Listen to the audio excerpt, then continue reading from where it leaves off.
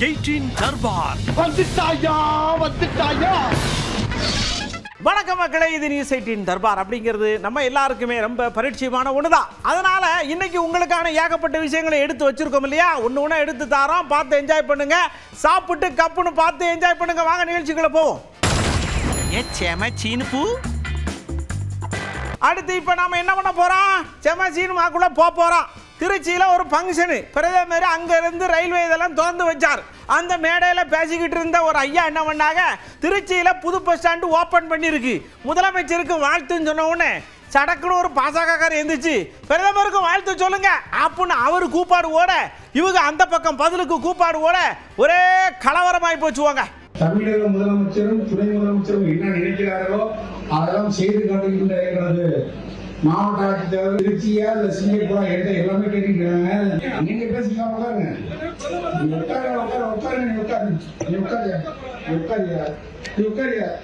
பிரதமருக்கு வந்து railway station சொல்லணும். நான் பஸ் ஸ்டாண்ட் பேசிட்டு இருக்கிறேன். பஸ் ஸ்டாண்ட் உட்காரு, நீ உட்காரு, பேசல உட்காரு. இந்த சிறுமல் வேற பண்ணிட்டு. அடுத்து நம்ம செந்தமிழர் அண்ணன் சீமான் வந்தார். அண்ணன் என்னமோ நாட்டுக்கு பல நல்ல விஷயங்களை சொல்ல போறார் போல் இருக்குன்னு நினைச்சா, நானூறு ரவுடிதான் அப்படின்னு வடிவேல் சொல்வார்ல, இந்த டயலாக்கை எடுத்து இது ஊர்ல நாங்க சும்மா அப்படியே பேசிக்கிட்டு இருப்போம். அதை அந்த வடிவேல் படத்துல அங்க ஊர் தம்பி வேலை பார்த்துக்கிட்ட தம்பி எடுத்து விட வடிவேல் போட அது பிக்கப் ஆகி போச்சு. அதுக்கெல்லாம் காரணம் நான் தான் சொல்லாம சொல்லிட்டார் அண்ணன். எனக்கு நல்லா ஞாபகம் இருக்கு, பங்காளி வடிவேலுடைய நிர்வாகி முருகேசனுக்கு ஏதோ ஒரு பிரச்சனை. நாங்கள் 3 பேரும் நின்றுக்கிட்டு இருந்தோம். அழுதுட்டாப்புல, ஏடா பங்காளிக்கு ஏதோ பிரச்சனைனா அவர் வீட்டில் ஒருத்தன் தண்ணியை போட்டு ராவடி பண்ணிட்டாப்புல. நான் சரி வண்டி எடுறானா, அவன் தான் ஓடினான், இவன் பின்னாடி ஒரு வண்டியில் வந்தான். அவன் போய் வீட்டு வாசலில் நின்றுக்கிட்டு நான் கேட்குறேன், அப்போ நாங்கள் தினம் கராத்தே அரை கிலோ மாட்டுக்கறி, இப்போ எப்படி இருப்போம்னு பார்த்துக்கிறேங்க. அப்போ நான் ரோட்டில் போகிறவரெல்லாம் கேட்குறேன், இவனா அப்படின்னு. இல்லை பங்காளி. ஆனால் அவன் அங்கிருந்து பார்த்துட்டே இருந்திருக்கான், யாரோ நம்மளை கேட்குறான்ட்டு. கடைசி அவன் அவனே வந்து யாரை தேடுறீங்க அப்படின்னா மாட்டடி அடிக்கிறோம். இவன் என் தம்பி சொல்கிறான், நாங்கள் 2 பேரும். இவன் வந்து சொல்கிறான், டேய் போடா கொண்டுருவாங்கடா, டேய் அடித்து கொண்டுருவாப்புலடா போடா அப்படின்னு. ஏங்க நான் ரவுடின்னு ஃபார்ம் ஆயிட்டேங்க, என்னை எப்படிங்க? அதைத்தான் அவர் திரைப்படத்தில் என் பங்காளி வடிவேல் வச்சது. என்னை என்னங்க போச்சுடுறீங்க அப்படின்னு வச்சா அடிச்சா மாடி இடினெல்லாம் வேடிக்கை பார்க்குறாங்க. அவ்வளவு சேட்டை பண்ணிட்டு இருந்திருக்காப்புல இந்த ஆளு. ஏங்க என்ன இந்த அடி அடிச்சுட்டு ஒண்ணுமே கண்டுக்காம போறீங்க, ஏதாவது ஒரு ஆஃபுக்கு அது காசு கொடுத்துட்டு போங்கன்ட்டாப்புல. நேர கர்நாடகால ஒரு தம்பி வித்தியாசமா ஒண்ணு செய்ய போற, வாங்க இங்க வாங்க அண்ணா வாங்க தம்பி வாங்க அப்படின்னு சொல்லி ஒரு ரொட்டி எடுத்து பெரட்டி போட்டு, மாயமில்லை மந்திரமில்லை நேத்து போட்ட ரோடு தான் இது பாருங்க இப்படின்னு பெரட்டி ரோடு போட்டதை எடுத்து காட்டிக்கிட்டு இருக்காரு. தம்பி என்னதான் நீங்க உணர்ச்சி வசப்பட்டாலும் இப்படி எல்லாம் பண்ணக்கூடாதுன்னு அங்க யாரும் சொல்லாம சிரிச்சுக்கிட்டே இருந்தாங்க, அவ்வளவுதான்.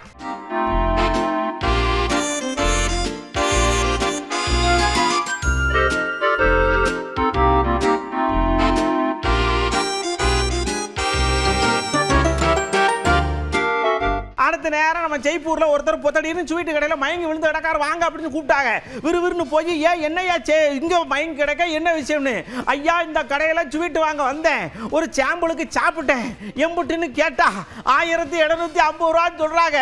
கிலோ ஸ்வீட்டை இவெல்லாம் வரலையே சொல்லி திருப்பி மயங்கி விழுந்தாரு. என்னன்னு கேட்டா அது தங்க புஷ்பத்தில் செஞ்ச ஸ்வீட்டா.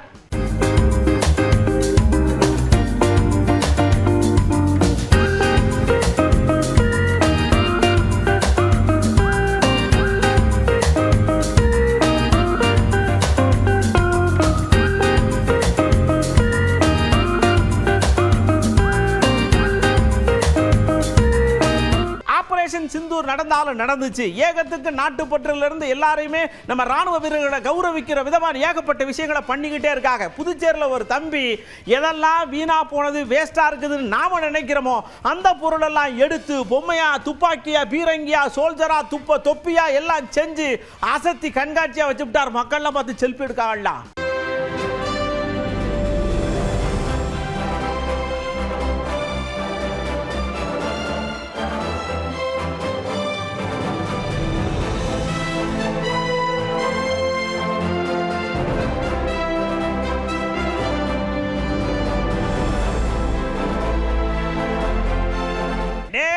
அர்ஜென்டினாவுக்கு போகிறோம். அங்கே பார்த்தீங்கன்னா ஒரு 2 பேருக்கு இடையில பயங்கர சண்டை. போலீஸ்காரங்களுக்கும் இன்னொருத்தருக்கும். போலீஸ்காரங்க இவங்க அடிக்க இவங்களை அடிக்க மாறி மாறி அடிக்காங்க. நிறுத்துங்கப்பா அப்படின்னு சொல்லி என்ன விஷயம்னு கேட்டால், இந்த பாருங்க ஓய்வூதியத்தில் கவர்மெண்ட் கையை வச்சு பிடிச்சி அதை எடுத்து போராடினா இவரை அடிக்காங்க. இப்போ இவங்களுக்கு சேர்த்தா நான் போராடுதான் அப்படின்னு அவங்க சொல்லுதாங்க. இவங்க என்னடானா பெர்மிஷன் வாங்காம போராடுதாங்கன்னு இவங்க சொல்லுதாங்க. மாறி மாறி சொல்ல நியாயத்து பக்கம் நில்லுங்க, நாம சொல்லிட்டு வந்துட்டோம்.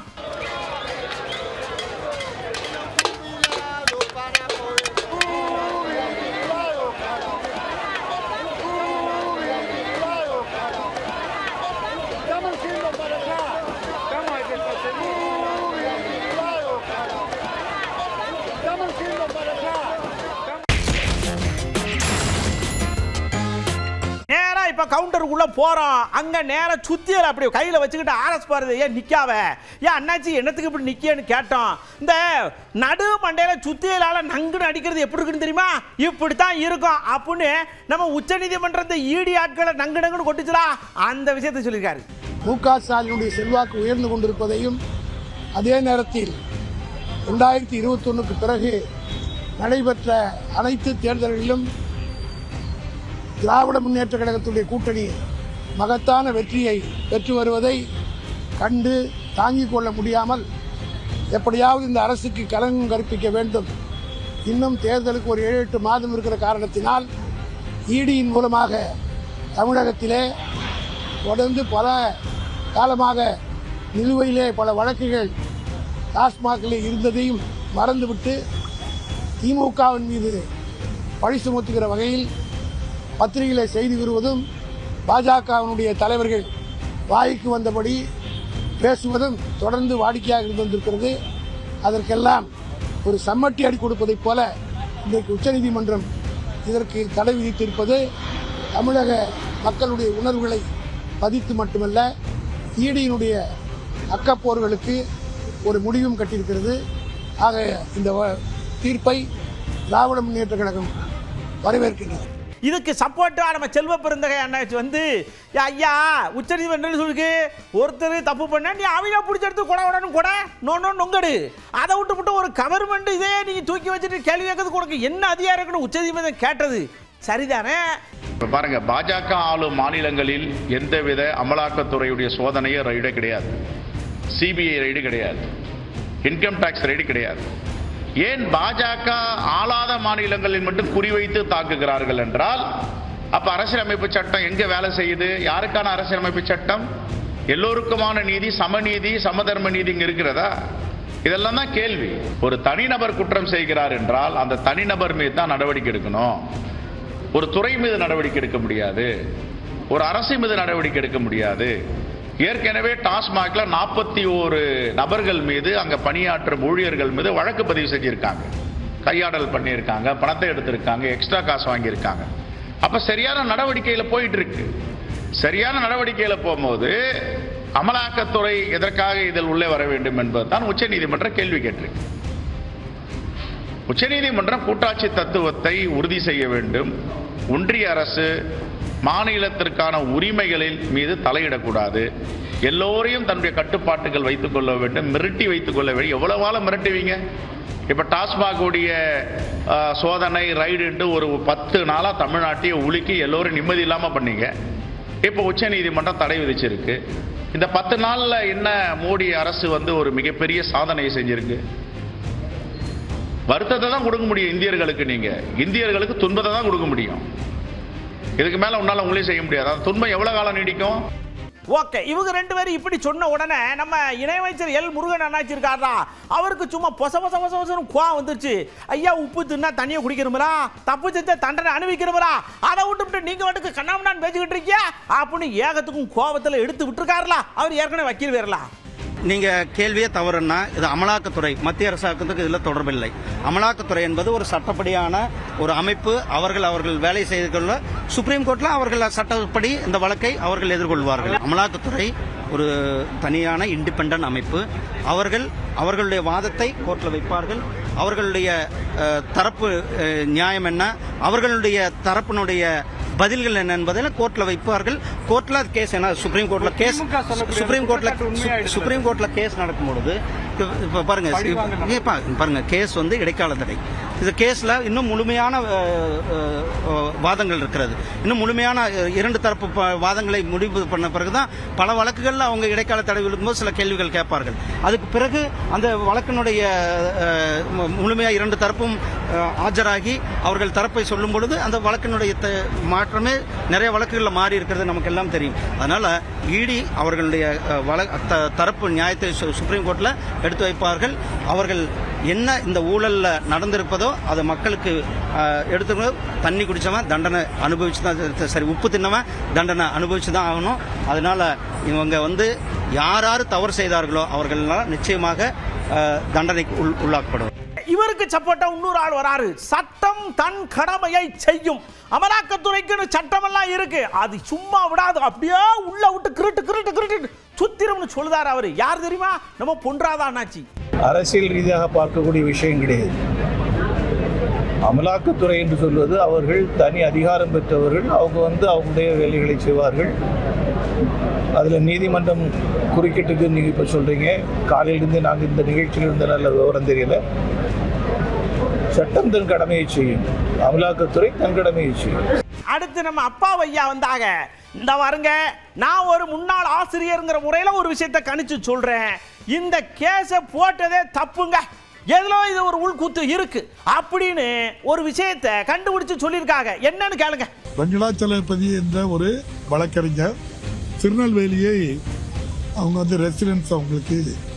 அப்போ திருநெல்வேலியில் இப்போ நாங்கள் ஒரு வழக்கு உயர்நீதிமன்றம் போகணும் அப்படின்னா மதுரை சென்னை உயர்நீதிமன்றம் மதுரை கிளையில் தான் நாங்கள் வழக்கு பதிவு பண்ண முடியும், பொதுநல வழக்கு பதிவு பண்ணாங்கன்னா.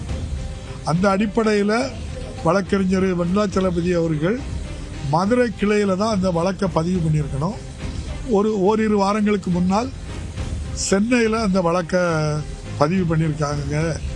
அதுவே அதில் தவறு இருக்கு அப்படின்னு சொன்னாங்க. அந்த அடிப்படையில் இது வெக்கேஷன் கோர்ட்டினி அந்த விடுமுறை கால நீதிமன்றத்தில் இதை கொண்டு வந்து எடுத்திருக்காங்க அப்படின்னு சொல்றாங்க.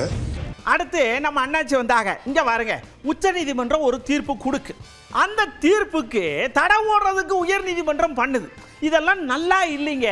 நீதித்துறையே இப்படி தடப்பட அடிச்சுக்கிட்ட என்ன ஆகிறது அப்படின்னு நம்ம கேட்கறல. திரும்ப அண்ணன், உச்ச நீதிமன்றம் அளித்த தீர்ப்புக்கு எதிராக உயர்நீதிமன்றம் தடை விதித்திருப்பது அதிர்ச்சி அளிக்கிறது.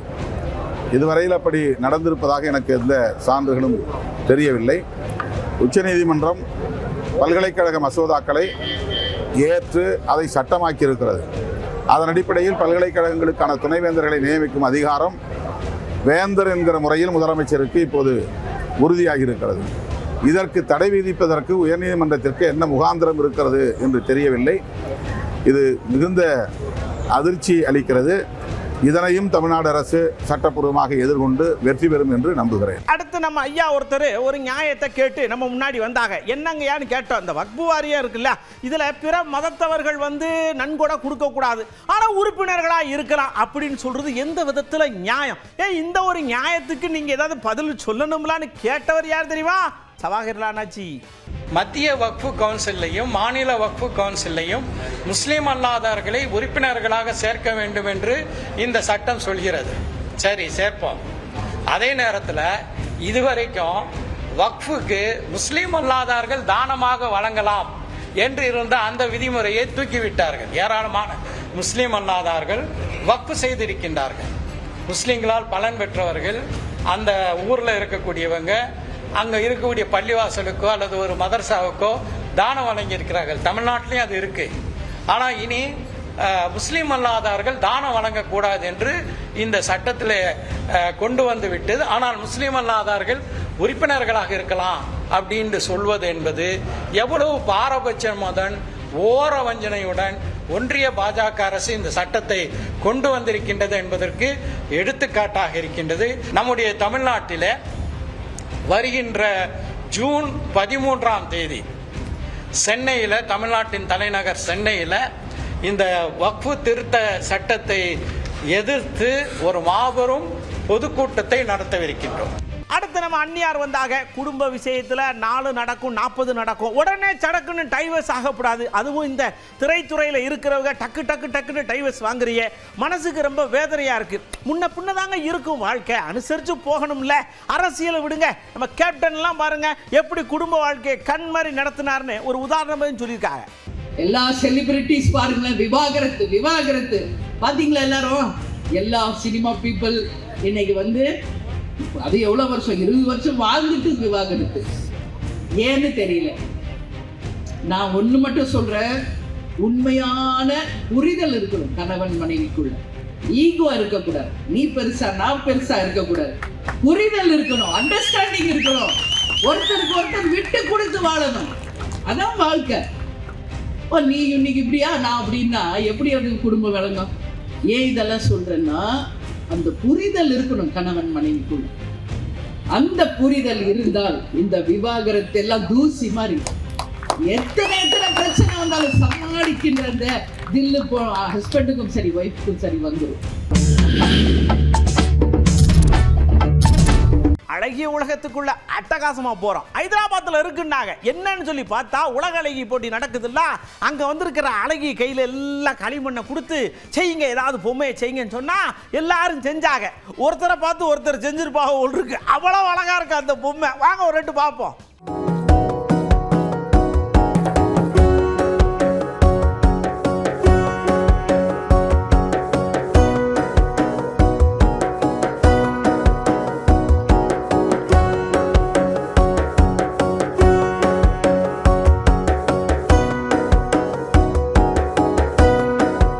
சொர்க்கத்துக்குள்ள காத்தாடி விடுறது பயங்கரமா எல்லாருக்கும் சந்தோஷமா இருக்கும்.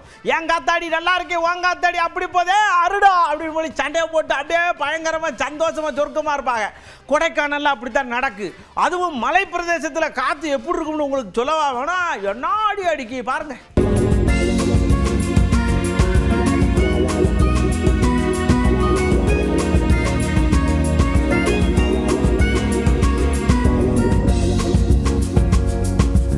இது பசங்களை செம்மையா என்ஜாய் பண்றாங்க. இங்க டிஃப்ரெண்ட் டைப்ஸ் ஆஃப் காத்தாடி இருக்கு.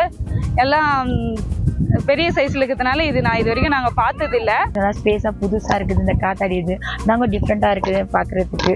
அதாவது குழந்தைகள் டான்ஸ் ஆடினா மனசுக்கு குதூகலமா இருக்கும். அங்க நாமளும் ஆடலாமே அப்படின்னு சந்தோஷம் நம்மளை அறியாமலே தொப்புன்னு கீழே விடுங்க. அதுலயும் கட்டக்கால் கட்டி ஆடுனா குழந்தைகள் அப்படி ஆடுதுங்க.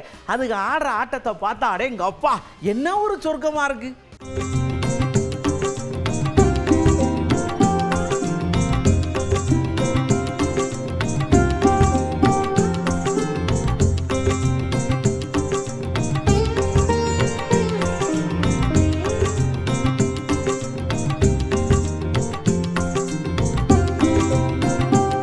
என்னதான் கட்டக்கால் கட்டி ஆடி சந்தோஷமா சொர்க்கத்தை பார்த்தாலும் வாங்க எங்க திரௌபதி அம்மன் கோயிலுக்கு.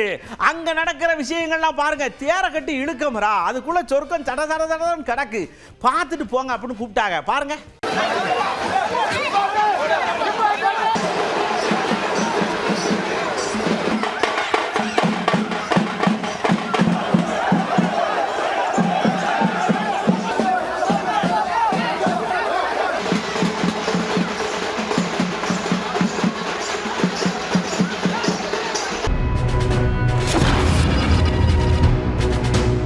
மக்கள்கிட்ட போனோம், இங்க வாங்க எல்லாருக்கும் தங்க நகை பிடிக்குமான்னு கேட்டோம். பிடிக்குவேன்னாங்க. ஆனா உங்களுக்கு நான் ஒரு கேள்வி கேட்பேன், அதுக்கு நீங்க சரியா பதில் சொல்லணும்னு சொன்னோம். என்ன கேட்பியன்னு கேட்டாங்க. அதாவது இப்ப நீங்க நகை கடைக்கு போறீங்க, சடக்குன்னு ஒரு ஆரம் வேணும், ஒரு நெக்லஸ் வேணும், ஒரு ரெட்டோட செயின் வேணும், கோதுமை சங்கிலி வேணும், பாம்பு சங்கிலி வேணும்னு சொல்றீங்க. இந்த பாரம்பரியமா நம்ம பாட்டியெல்லாம் காதக்கு போல நீளத்துக்கு வளர்த்துக்கிட்டு டின்னு போட்டு ஆட்டுவாங்கல்ல, இது சம்பந்தமான பேர்கள்லாம் உங்களுக்கு தெரியுமா? எங்க சொல்லுங்கன்னு சொன்னோம். பாருங்க, அதை தோடு வெள்ளைக்கல் மாட்டில் சேப்புக்கல் தோடு. இப்போ அது மாதிரி வருதா? இப்போலாம் வராது. மாங்காய்ப்பு தோடு வந்துச்சு, ஏல்கல் வச்சு தோடு வந்துச்சு, கடுக்கு வந்துச்சு. தோடு மாட்டுக்கிடு கம்மல் எல்லாம் போட்டுருந்தோம். அந்த அடியல் மாதிரி கல் ஒத்த அடியல் மாதிரி ரெட்ட சர செயின் எடுத்தோம். மஞ்சப்பொரி, ஆறாமாலை, நெக்லஸ், அது சூப்பராக இருக்குப்பா. அந்த சங்கி அந்த மாடல் வேற, அந்த மாடல் இப்போ வராது. செயினே பார்த்தீங்களா, இது வைக்கப்பொறி சொல்றாங்க. வைக்கப்பொறிக்கு அடுத்து இப்போ சரடுன்னு சொல்றாங்க. அதுக்கப்புறம் இப்போ டிசைன்ஸ் எல்லாம் மாறிக்கிட்டே போகுது. எங்க காலத்துல பதுக்கின் சங்கிலி போடுவான், கண்டாட்டி போடுவான், டோலாக்கு போடுவான். அதே அந்த காலத்துல வர்றது பேசணும். அதே கொப்பு மேல கொப்பு அதெல்லாம் வச்சு இது பண்ணாரு. அப்ப நைஸ் இதெல்லாம் குத்தி அந்த மாடல்லாம் இப்ப வர்றதில்ல. இப்ப ஒரு சில ஆளுங்க தான் யூஸ் பண்றாங்க, இந்த ஆளுங்க யூஸ் பண்றதில்ல. அந்த மாடல் தான் நல்லா இருக்கும். இப்பெல்லாம் பழைய காலத்து ட்ரெஸ்ஸுன்னு அது வேற. தாலி கவர் தான், கொடியெல்லாம் இல்லை. ஒட்டியானம் போடுவாங்க, அப்புறம் காசி மாலை போடுவாங்க, இந்த காதில் லொலாக்கு போடுவாங்க, அப்புறம் காலில் காப்பு போடுவாங்க. நல்லா இருக்கும், எங்களுக்கு பிடிக்காது. எங்க அம்மாலாம் போட்டுருக்காங்க. அது பழைய இருக்க டிசைன்களும் இப்ப இருக்க ட்ரெண்டிங் தப்ப எல்லாருமே மக்கள் மாறிட்டு போறாங்க. இப்ப இருக்க ட்ரெண்டிங் தங்கம் அவ்வளவு குவாலிட்டி கிடையாது. பழைய காலத்துல நகைகள் தங்கம் மதிப்பீடு அதிகமா இருக்கு. இப்ப வர நகைகள் எல்லாம் பார்த்தோம்னா டிசைனிங் நிறைய இருக்கு. என்னன்னா குவாலிட்டி அதிகமா இல்ல. அடுத்து நாம உஷாருக்குள்ள போற மக்களே, நீங்க உஷாரா இருக்க வேண்டிய இடம் ரோடு அப்படின்னு மட்டும் நான் சொல்ல மாட்டேன். வண்டி ஓட்டுறதுலேயே உஷாரா இருக்கணும். குஜராத்தில் பாருங்க, ஒரு பையன் அம்மாவை வண்டியில் கூட்டி போயிருக்காப்புல 2 வீலரில். அந்த பக்கமாக ஒரு கார் வந்திருக்கு, மோதிட்டாங்க. இப்போ 2 பேரும் ஆஸ்பத்திரியில் இருக்காங்க. தயவு செஞ்சு இந்த காருக்குள்ளே சேஃபாக இருக்கிறோம்னு நினச்சிட்டு கண்ட மாதிரி ஓட்டி 2 வீலரில் போகிறவங்க இடிக்காதீங்க. 2 வீலரில் போகிறவங்க காரு பக்கத்தில் போய் அவஸ்தையை கொடுக்காதீங்க. அவ்வளோதான்.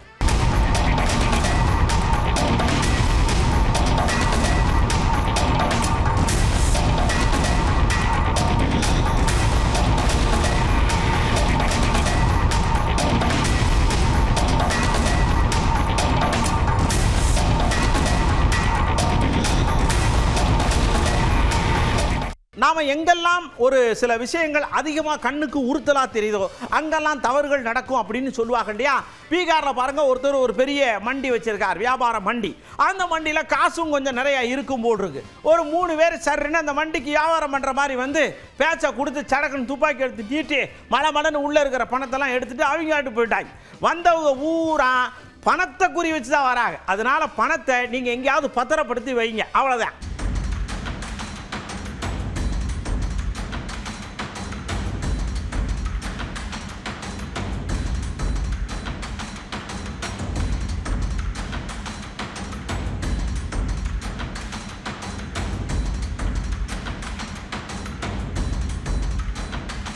அடுத்து நம்ம தர்பாரில் இன்னும் ஏகப்பட்ட விஷயங்கள் உங்களுக்காக காத்துக்கிட்டு இருக்கு. ஆனால் அது அடுத்த தர்பாரில் தான் கொண்டுவேன். சரி, நான் முக்கியமாக ஒரு விஷயத்தை சொல்லுறேன், கேட்டுக்கங்க. என்னதான் நாம் பண்ணாலும் நம்மளுடைய கவனம் அங்கங்கே சிதறதுல வாய்ப்புகள் நிறையா இருக்குது. அதுவும் வண்டி ஓட்டும் பொழுது இந்த ஃபோன் பேசுகிறது, தெருவில் யாராவது போனால் சடக்குன்னு திரும்பி பார்க்குறது, யாரையோ கூப்பிடுவாங்க உடனே இங்கே ரியாக்ட் பண்ணுற மாதிரி டப்புன்னு பார்க்குறது, அதெல்லாம் கூடாது. வண்டி ஓட்டுனா வண்டி ஓட்டுறதுல மட்டும்தான் கவனம் இருக்கணும், இல்லைன்னா ரொம்ப சிரமமாயிரும். அடுத்த தர்பாரில் நான் உங்களை சந்திக்கிறேன் ஏகப்பட்ட விஷயங்களோட. அதுவரை உங்களிடமிருந்து அன்போடும் பண்போடும் பாசத்தோடும் விடைபெற்றுக் கொள்வது உங்கள் அன்பு நண்பன் எழில். வணக்கம் மக்களே. 18 தர்பார் வந்துட்டாயா.